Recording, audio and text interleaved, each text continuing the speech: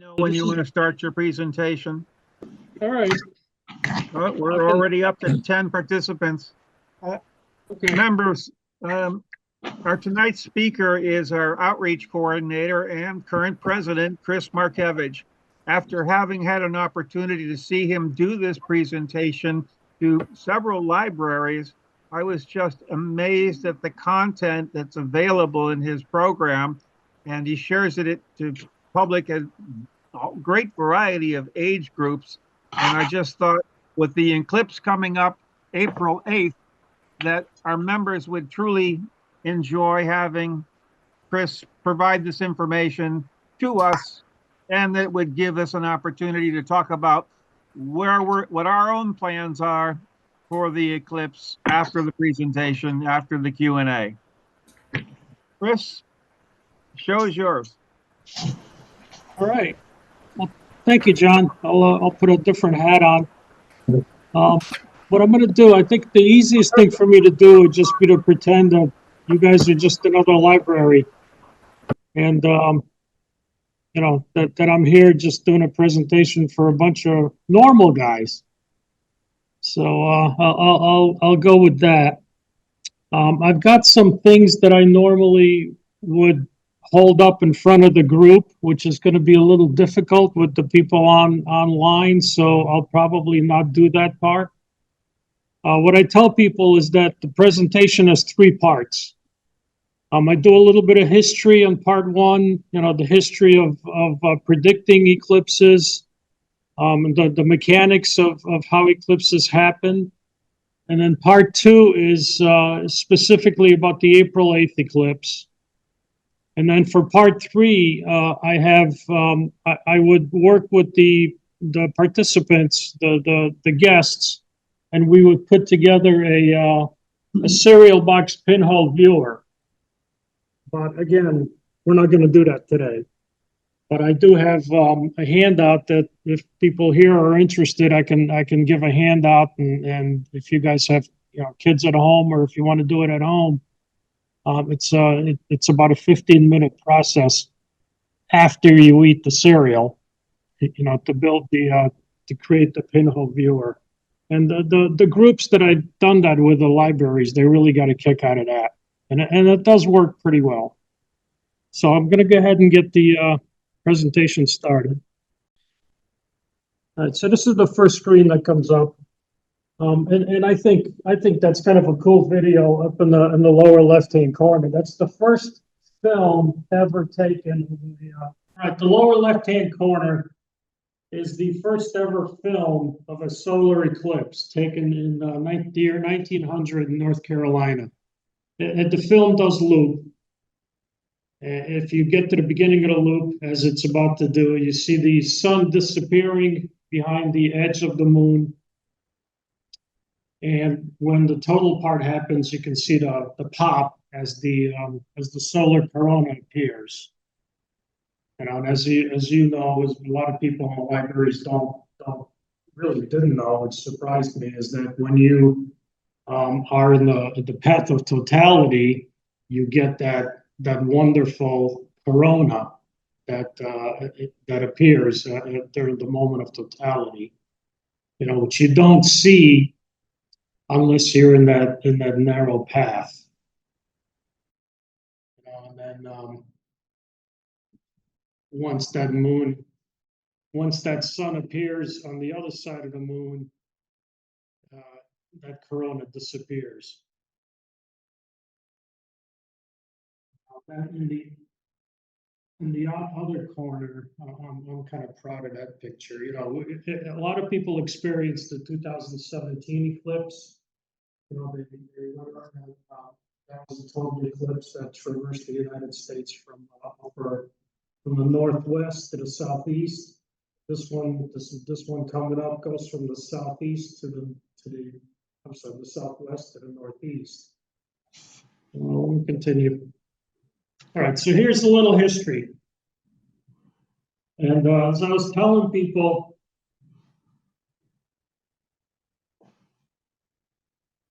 I'm going to introduce a little jargon, just because that's what I'm not going to move. I'm going to stay in one place. I'm going to introduce a little jargon here because I do. I like jargon. Somebody say something? No, I think my dog was barking. I just put it on mute. Sorry. All right, thanks. All right. So we're going to go back a little bit in history here. This is the area. The area is called Anatolia, 2,600 years ago. This is what today is modern Turkey. All right. There's two kingdoms here. They're both colonies of ancient Greece. All right. This is a time maybe about 300 years or so before the reign of Alexander the Great.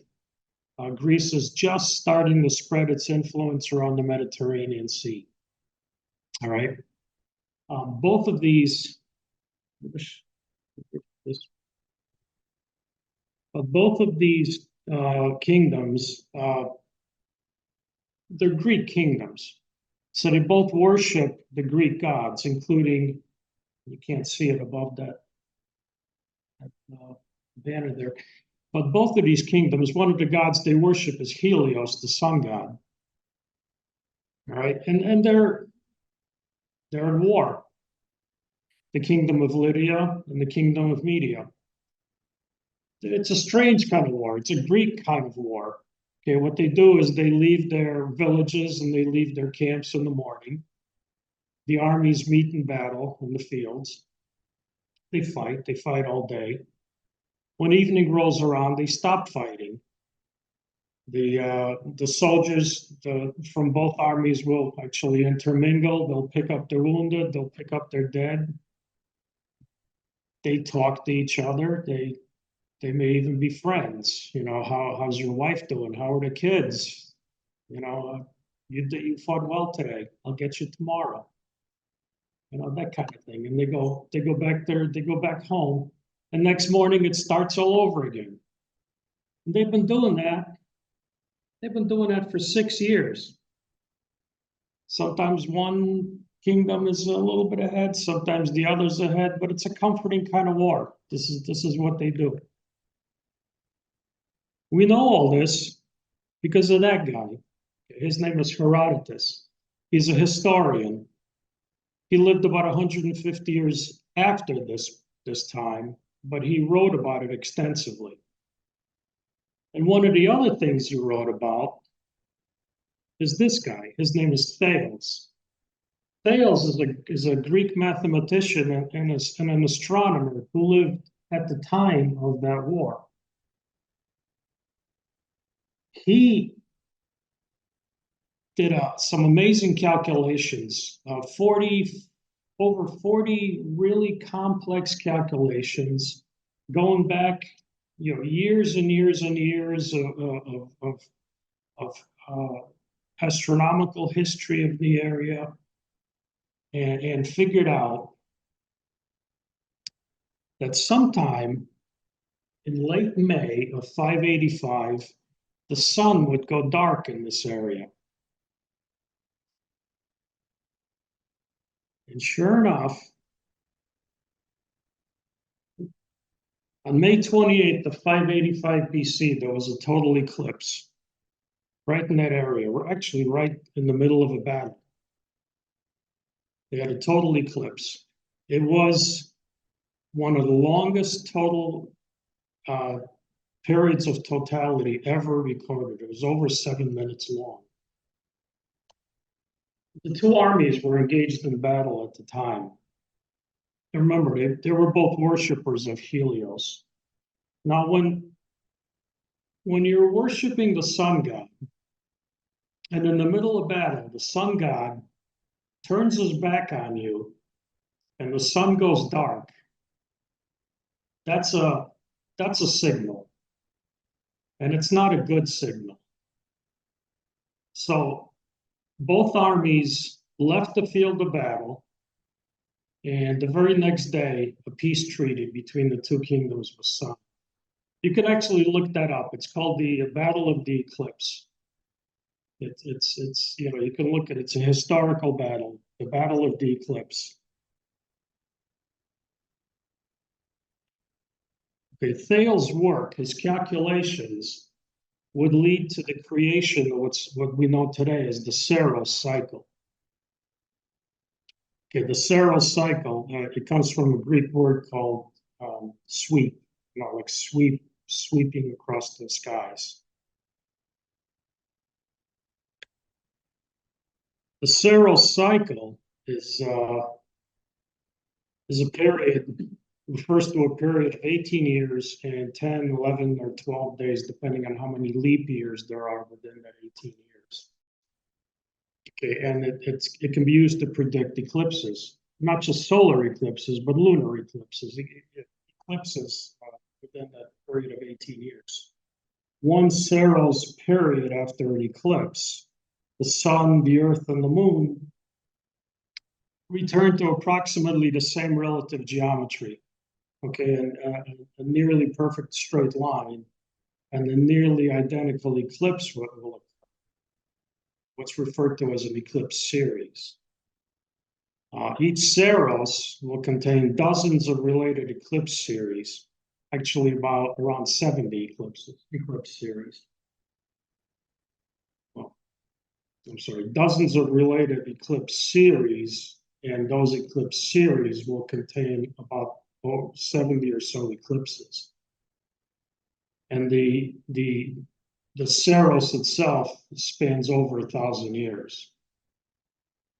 Right, so you'll have each eclipse series will there's diagrams that show this better, but each eclipse series has almost identical eclipses if you go by the shape of the eclipse. Now, underneath it, the Earth will have rotated. It'll have, moved in a different place in its orbit. So the land mass underneath it won't be the same. It'll be different continents, different areas.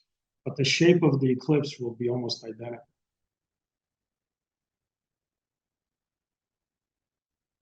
Now, NASA right now, I say 180, but it's really, they start counting from 0. So it's really 181 separate Saros cycles. Many of them have already ended, and many of them haven't started yet. 44 of them are currently in progress. So the Saros cycles happen concurrently, but the eclipses within them are different shapes. The one that happened in 2017 was a different Saros cycle than the one that's happening in 2024. And not all of them produce a solar eclipse every year. There's generally 2 solar eclipses each year. Occasionally there'll be 3, less occasionally there'll be 4, and really very rarely there'll be 5. It's a little easier to understand this if I go out to the site, the Saros cycle site.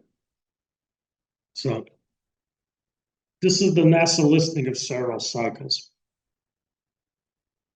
Okay. So Saros cycle 0, which is the first one that NASA has listed as calculated. These are years here. Okay. Started in the year 2955 BC and ended in the year 1675 BC on June 29th. It contained 72 eclipses and spanned 1,280 years. And if you work that out, it should, I haven't actually worked that out, but it should be an eclipse every 18 years or so. I think. All right, and if you go down to the bottom, the Saros 180, there's 70 eclipses in Saros 180. It will start in the year 2760 and end in the year 4004. I suppose at some point NASA will, print an updated listing, of cycles 181 through whatever. The amazing thing about this to me is that all of these cycles, all the calculations to come up with these cycles use the same exact math, you know, bored Greek mathematician came up with 2,600 years ago. You know, if you look up, you know, the prediction of a solar eclipse on your phone, the math behind that prediction is the same math that Thales used. You know, there's a lot that we have to be thankful for. You know, from some old guy, you know, two and a half millennia ago. You know that nobody knows his name, but it's pretty amazing. If we go to, we are right now in the middle of Saros cycle 139, which started in the year 1501 and it will end in the year 2763.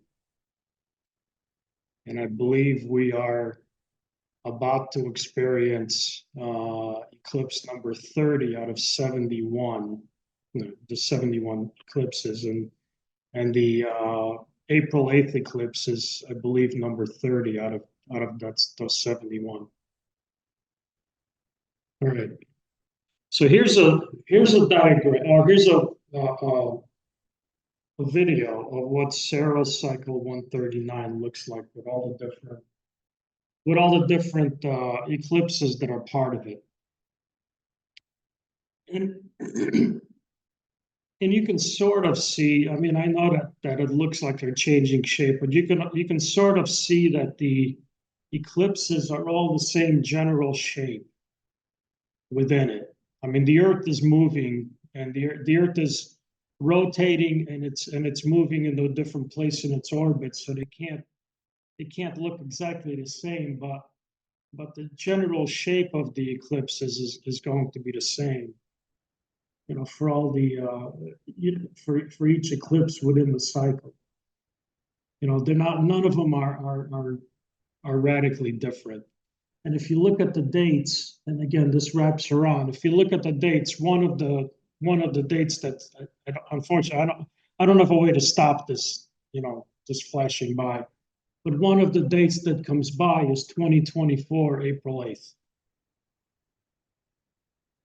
The last group I had, we watched this cycle through a few times, and I got a ooh every time, you know, 2024 April 8th came by. So it never goes. You know, so that's Saros cycle 139, which we're in. And again, like it says, it isn't the 30th of the 71 eclipses in this cycle. You know, it's a similar pattern across the globe, although obviously not in the same spot.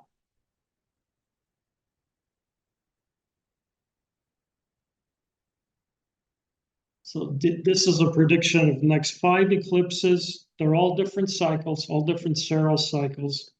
This is the April 8th eclipse and the pattern that it traces. You know, and again, you know, as we all know, you know, the eclipses they have a definite start and stop point across the globe. They don't cover the entire map, because the Earth, you know, both the Earth and the Moon move out of position. The next eclipse after that is an annular on October 2nd, and you can see that the shape of that eclipse path is very different. You know, the only inhabited really landmass that it touches is the southern tip of South America. After that, you got one on March 29, 2025. Hits northern North America and Greenland. I always confuse Greenland and Iceland. Is that Greenland or is that Iceland? Greenland, thank you. And then you got September 21st, 2025, a partial way down in the southern, in the Antarctic almost.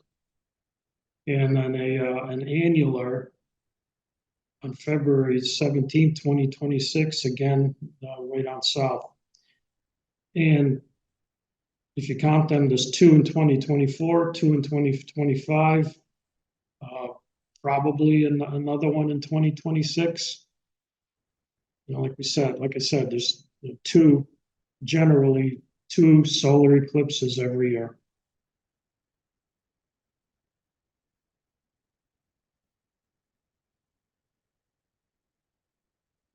And that's about as much history and prediction as anybody could take. So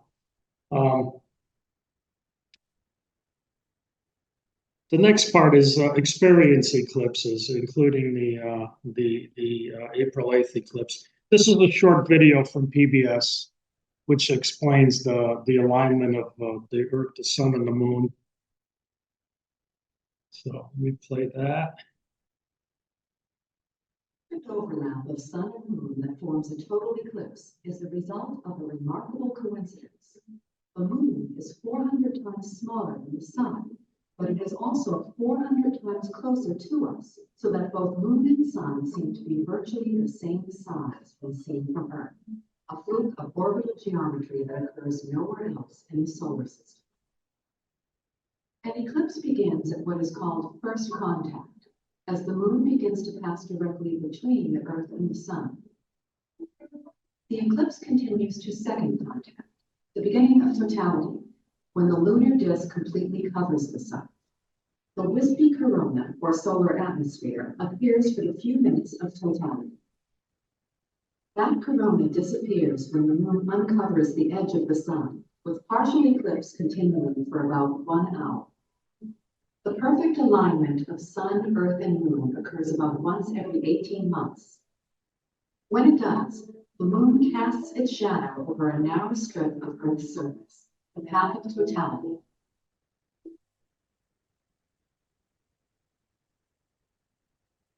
Just a short video. One of the important things I thought was significant in that video is when they mentioned that alignment occurs nowhere else in the solar system. Which is pretty awesome when you think about it. We're certainly not the only planet that has moons. I think at the last count, Jupiter, I think, is up around 140, 150 moons. But none of them are anywhere near the right size, to cause an eclipse. I think Pluto's moon could probably cause a nice eclipse if the Sun wasn't the size of a star from Pluto. We're call it good luck, call it whatever you want. We're in the right place at the right time. We're the only place in the solar system. I won't go so far as to say the only place in the universe that's there's probably somebody else out there looking at their own eclipse, but as far as the right time, the Moon is receding from us. It's receding from us at a very slow pace, just a shade under an inch and a half a year, but a few 100 million years, 500, 600 million years, there won't be total eclipses anymore. I know that sounds like a long time, and it is, but again, we're here in the right place, right time to experience something pretty amazing. And this is really just another picture that displays the same thing, the same geometry. And this explains why you get total eclipses and why you get partial eclipses. It really depends on where you are in the shadow. Now, if you're in the darker, smaller cone of shadow, then you get the total eclipse. If you're anywhere in the larger shadow that's not as dark, then you get a partial eclipse, and then of course, big parts of the Earth outside of the shadow. If the Moon is anywhere outside, how do I say it? If the Moon is not positioned directly between the Sun and the Earth, but still enough to cast partial shadow, then you'll get a partial eclipse somewhere on the Earth.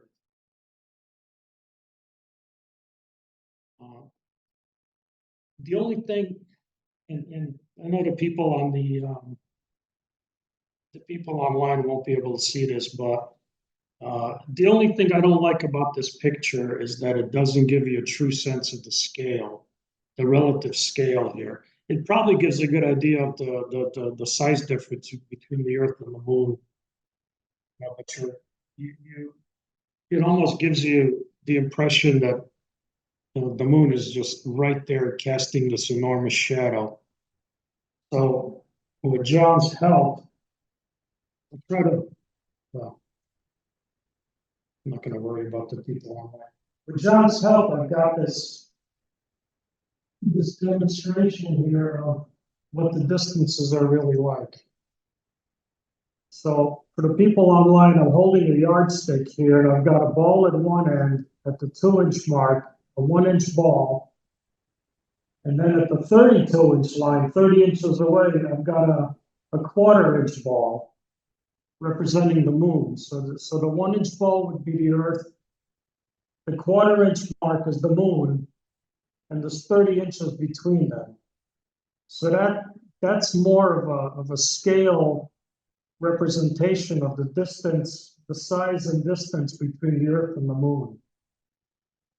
Quite different than what you see up on the screen. You know, and at this representation, the sun. At this representation, the sun would be about 10 feet across and about 1,000 feet away. So that shadow that looks so, so large over there is this tiny narrow cone, from this little ball to that ball. So anyway, it's just, again, it shows you how fortunate we are to even experience something like that. And then this screen shows you, will show the difference between, why we get the different kinds of total eclipses. Because the Moon follows an elliptical path, an egg-shaped path around the Earth. It doesn't follow a perfectly circular path. And at some points in its orbit, it's closer to the Earth, and at some points in its orbit, it's farther from the Earth. Everybody's heard the term, I think, supermoon. When it's a supermoon, it's at its point closer to the Earth. It'll actually be 14% larger, or it'll appear 14% larger in the sky than it does when it's at its farthest point. And when the Moon is at its closest point or near its closest point, and you get a solar eclipse, it's large enough to completely cover the face of the sun. When it's at its farthest point and it appears smaller, it can't completely cover the face of the sun, so you get this annular eclipse.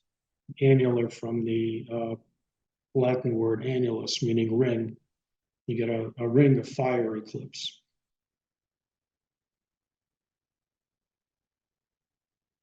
And it doesn't have to be quite that drastic. I mean, you can get a total eclipse like this when the Moon is farther away, but still large enough to cover the face of the sun. But the path of totality will be narrower, and the length of totality will be shorter.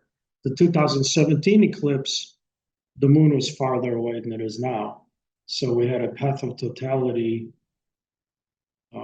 between 62 and 71 miles wide, whereas the path of totality in April will be quite a bit larger. And the length of totality will be quite a bit longer. It's going to be actually one of the longest totalities on record.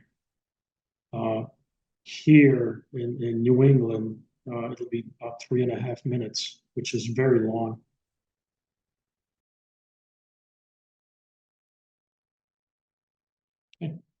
And then people have been asked, why don't, if the moon is between the Earth and the sun, why don't we get an eclipse every month?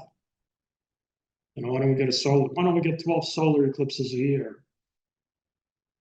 And that's because the orbit of the Earth, the orbit of the moon around the Earth is actually tilted 5 degrees, which may not seem like much until you understand that, the relative sizes and the distances. But 5 degrees is enough for the moon's shadow to miss the Earth, unless it's in the right place in its orbit. And the right place in its orbit only occurs in 2 places in its orbit, which is why we get 2 solar eclipses a year. See how that works? Every other place in its orbit, the moon will be either too low or too high.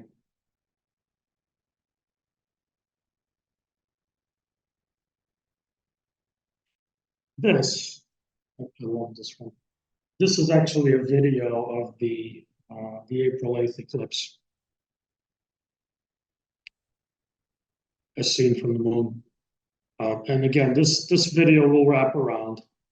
I'm not that good at doing universal time to our time in my head, so I won't try. But the yellow path and the black dot are actually the moon shadow, the path of totality. The number here in the lower left corner is the length of totality. And you'll see when it makes landfall in Mexico, it's longest at almost 4.5 minutes. And as it advances across the country, by the time it gets to us, it's about 3.5 minutes. The large black circle, everything within the large black circle is partial eclipse, which is quite big. The entire United States will have some level of partial eclipse. Now, that may mean, when you get to the outer areas farthest away from the yellow line, you may be talking just a few percent, but when you're as close as we are, we will have probably 93% here in the Hartford area.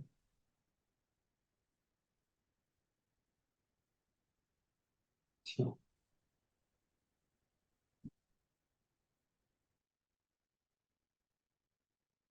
And these are the details in Hartford.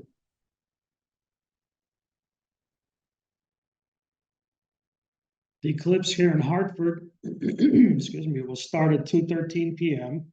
at first contact. Maximum will be at 3:27 p.m. and it will end at 4:37 when the last bit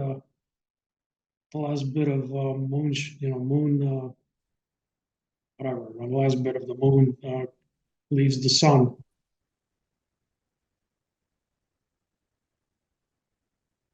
Here's the bad news. Historically, so at least since the year 2000, cloud cover in the Hartford area has been 61% on April 8th. April showers, there's a reason why that song exists. So, maybe we'll luck out, maybe not. I'm going to go ahead and, I don't know if, I'm going to switch over to, can you guys see, I went out to the time and date site. Can you guys see that online?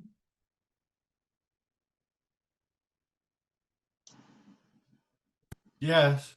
Yeah. Okay, good. Okay, all right. This is a great. I use this site all the time, time and date, and you don't have to go to that entire string there. If you just go to time and date, actually, let me back it up. Okay. So this is the main site, timeanddate.com. Got a ton of information here. And under sun, moon, and space, if you go down the eclipses,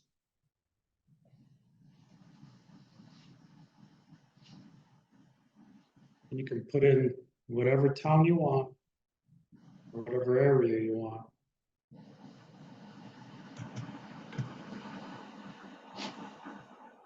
And you can look up in eclipse information. The first one that it comes up with, I guess there's a penumbral lunar eclipse on March 25th.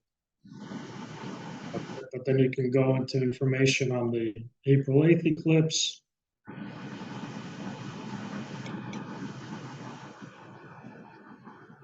And this is kind of a cool thing. You can actually have a simulated video of the eclipse itself.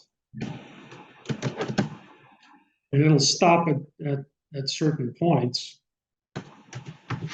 What it will look like.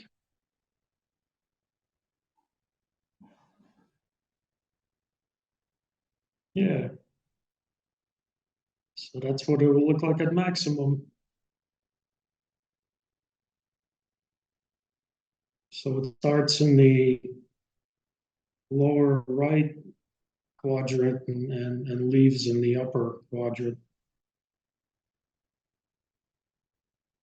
You know, and again, this will repeat. It's a neat site. You know, again, this is where I got all the timing information right here.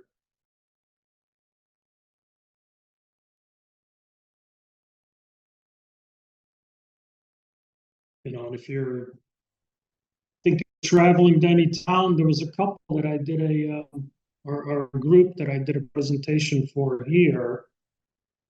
They were traveling to a town in upstate Vermont, and I looked the town up here, and it turned out that it wasn't the path of totality. So I got this. They're actually traveling further north to where their daughter is in college. You know, and the college is in the path of totality. So it was kind of nice for them.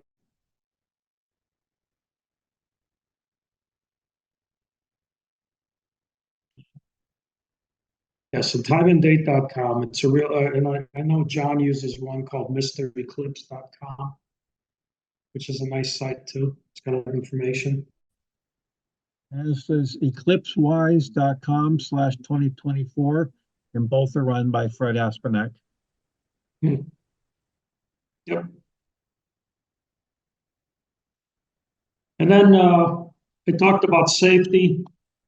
You know, a lot of this stuff is kind of obvious. I did not make those pictures. They actually came from Time and Date. Sunglasses. I mean, you can stack 10 pairs of sunglasses and it's not good enough. All right, you won't get the SPF factor that you need from sunglasses, no matter how many you use or how good they are. And that's really all what it comes down to is SPF factor. You know, you're blocking all the UV rays and the infrared rays that come out of the sun. There's nothing. I tell people there's nothing magical about the eclipse. There's no special eclipse rays that the sun produces. You know, it's solar radiation, the same solar radiation that you know enough not to stare at when the sun is out. But people think that because the sun is partly covered, it's okay to look, you know, because it's not as bright, and it's not. Those rays are still being produced, and they can burn your retina. They can, you know, your eye has a lens in it, just like a magnifying glass, and it's filled with liquid. You know, so you can get a sunburn, and you can overheat the liquid in your eye, and it doesn't take a long time to do that. And the really insidious part of it is that your retina has no pain sensors, so you can be damaging the cells in your retina and not know it for hours. You know, until you wake up the next morning and you have, you know, blind spots or blurred vision, or, you know, a lot of times it'll go away, but sometimes it won't.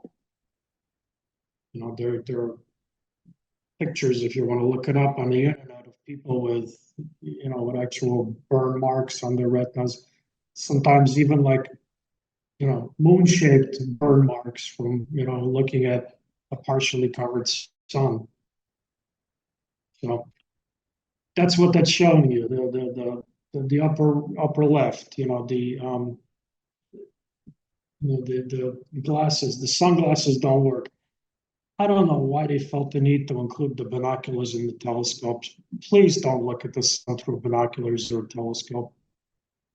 I've got these. And I'm holding up the solar binoculars, but these are solar binoculars. These are a shield. That's all I can do with these is look at the sun. And I've actually got a larger pair of it too. This is a spotting scope with a solar filter. There's equipment you can use.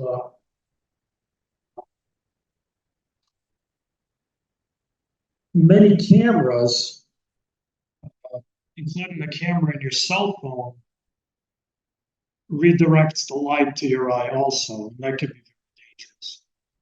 Not only to your eye, but also to the sensor in your camera. So don't be taking pictures of the sun with your camera.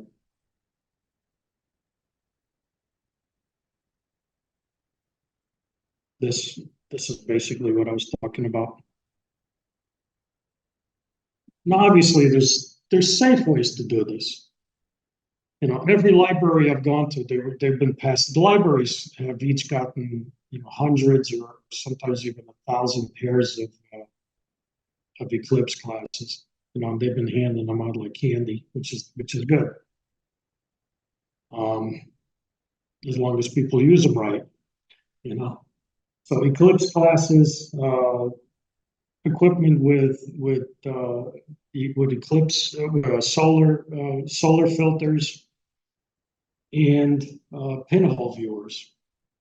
Those are all safe ways. Indirect viewing. Those are all safe ways to look at the sun. If you're using eclipse glasses, they have to meet the safety standard. ISO 12312. It's a very easy safety standard to remember. 12312-2 or 12312-2:2015. It's not even really an updated standard. It's just a renewed standard. Just means that the standard has been looked at and renewed. Somewhere on your eclipse classes, it will say that. It has to legally say that, be written on the glasses. If it's not written on the eclipse glasses, then they're fake. Okay, there were groups that were selling fake eclipse glasses in the 2017 eclipse, and Amazon had those glasses. They've cleaned up their act since then.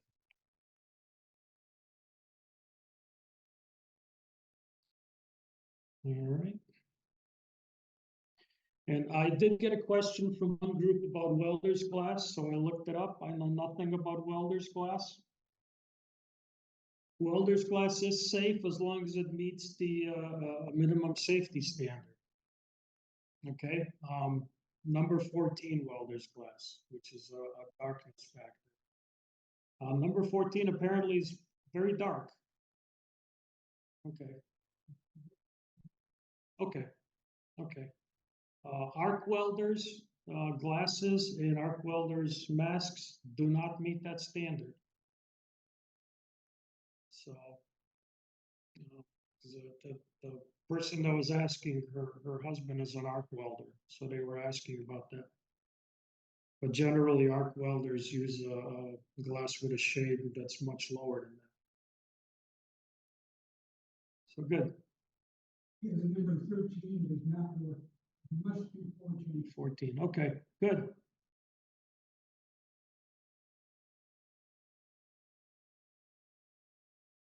And just a couple of safety videos to finish it off.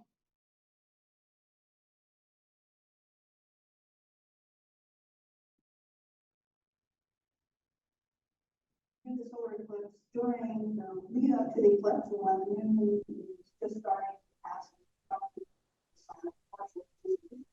eclipse. And then same thing after totality, is the moon is starting to move back off of the sun. It's really important to get in safety glasses. The most common way to safely view the sun is using solar viewers or eclipse glasses. Those are designed to block enough of the light of the sun so that it's safe to still want to bring out the sun. Dangerous to stare directly at the sun because our eyes have lenses that are kind of like a magnifying glass. So if you've ever tried to start a fire with magnifying glass, bringing the sunlight to a short focus, the same kind of thing happens with our eyes. So if we stare directly at the sun, that same focusing effect happens on the back of our eyeball, and that can burn and damage our eyes. Just as we want a high SPF for the skin, the higher the rating or how many light the solar filters are blocking, the heat at the stereo also protect your eyes. Much darker. Glasses. You want to look for ISO 12312-2, and that's the international standard for the correct darkness filter that we use to see the sun. Or if you use solar or even eclipse glasses or a bar that's use that to pull out over a lens, cell phone, or even a specialty filter for bigger lens camera and stuff. Pinhole viewer is a little device that you can construct, which allows you to safely view the sun without needing eclipse glasses. So you can make a pinhole viewer out of something like a cardboard box, put a sheet of white paper on the opposite side of the box, and then you pinhole it, cut a hole in one end of the box, and fill that hole in the so you can make a really precise pinhole. And then, without looking at the sun, point the pinhole back towards the sun and move it around a little bit until you see the image on a piece of paper and it will come up through the box. You've got a good surface for projecting that image of the sun onto. So once you've got that, you've got yourself a pinhole. Instead of making maybe a little bit complicated pinhole viewer yourself, you can use something like even just a colander from the kitchen. That's a similar kind of effect. Each hole of the colander is acting like a full pinhole. Just like the pinhole viewer or the colander, you can kind of make your own little version with just your hands by nestling it together so you can get a few little holes for the sunlight to pass through. So you're wearing eclipse glasses or eclipse viewers. But during that brief few minutes of totality, you actually want to take your eclipse glasses off so that you can view the splendor of the eclipse. Pay attention to that, what's happening with part of the eclipse it is, but as long as you're doing that, you're protecting your eyes during the partial phase of the eclipse. It's safe to be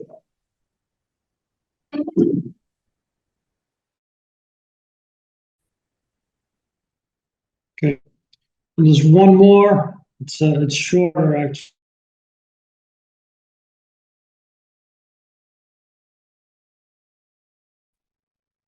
Are your eclipse glasses safe for looking at the sun? Let's check to see if your eclipse glasses can handle it. You need to stay inside. First off, never check your eclipse glasses with the sun. That's a way to injure your eyes. Take your eclipse glasses and find a bright light, like a lamp or a flashlight. Hold your eclipse glasses up to the light and look through them. The light will appear extremely dim or not appear at all when looking through the glasses. For example, you should only be able to see the filament of a light bulb, but not the glow surrounding the bulb. Also, if your eclipse glasses have any marks or scratches on them, don't use them. If you have older eclipse glasses from a previous eclipse, give them a check to make sure they haven't been damaged and catch. All safe eclipse glasses will meet the ISO 12312-2 standard. It's best to store eclipse glasses in a safe place where they won't become scratched. Remember, never look at the sun without eclipse glasses or a solar filter. Be safe and happy sun viewing.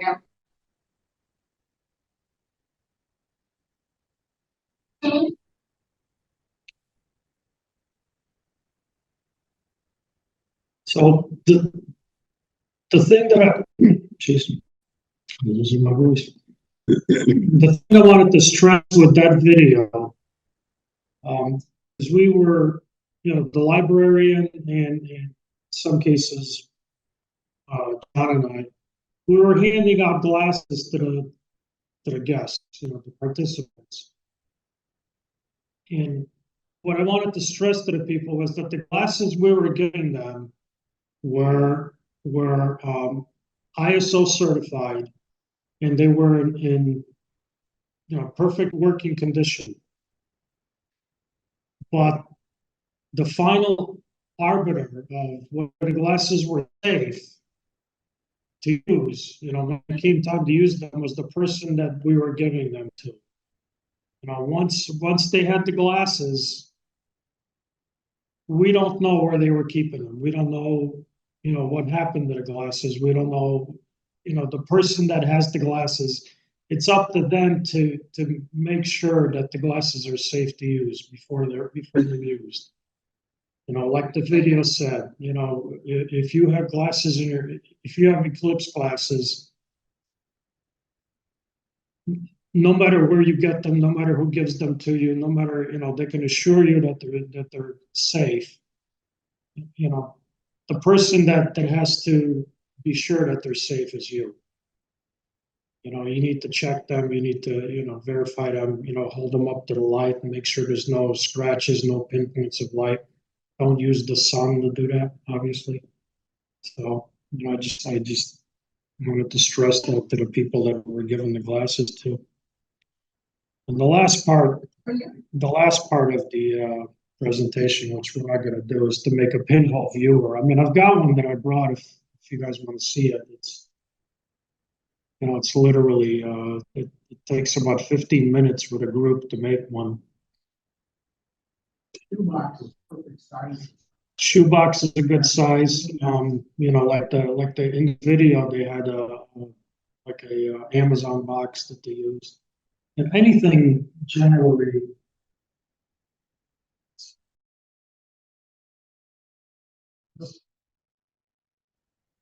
I'm seeing some wear and tear, but anything, about this size is good.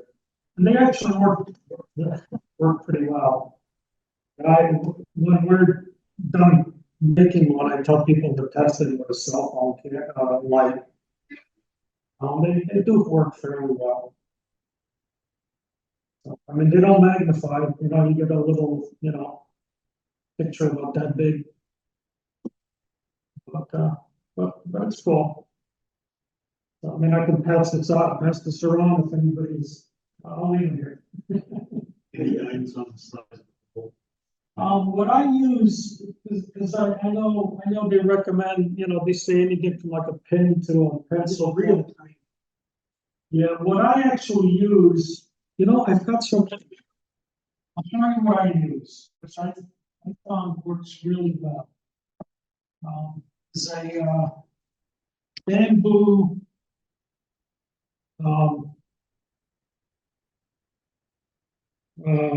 skewer. It's a little bit bigger than a pen.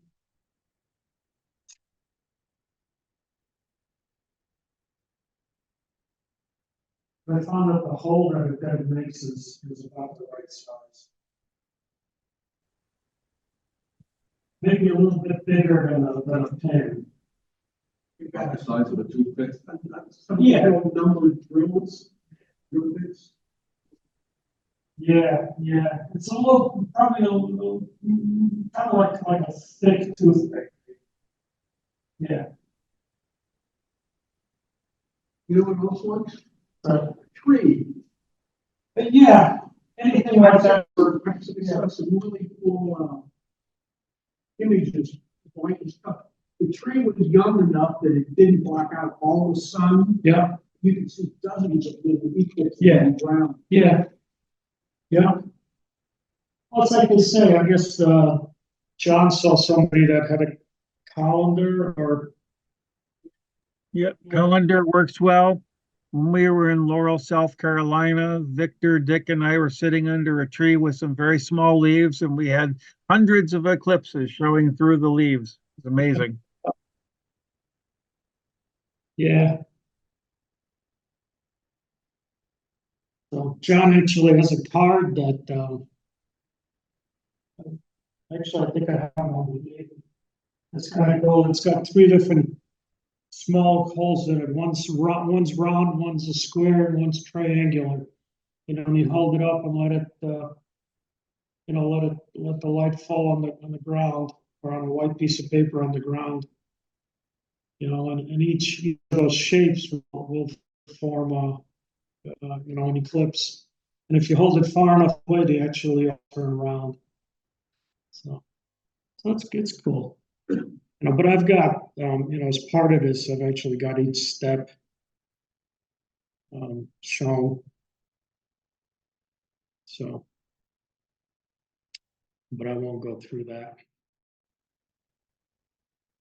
But that's the presentation.